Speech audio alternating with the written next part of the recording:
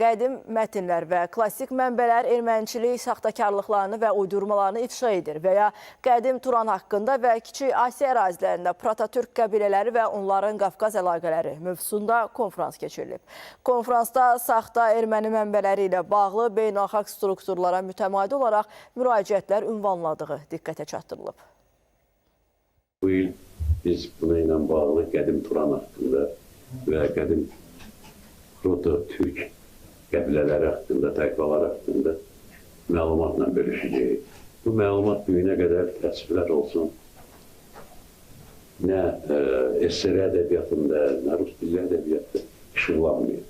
Bu tanınmış müəlliflərdir. Zamanın ən görkəmli alimlərdir. Bunlar çoxlu maraqlı fikirlər söyləyir.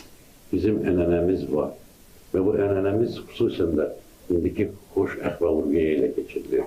Çünki tarixi ədaləti bərpa edən dövlət Cənab Prezidentin başçılığı ilə imkan yaratdı ki, biz bu bayramı bütün ərazimizdə qeyd edə bilək. Həmin ərazilərdə mövcud olmuş mədəni irs nümunələrinin, folklor elementlərinin və digər qeyri-maddi mədəniyyət formalarının mənimsənilməsi ilə bağlı müxtəlif iddialar da beynəlxalq ekspertlərin və müvafiq elmi idarələrin diqqət mərkəzində olmuşdur.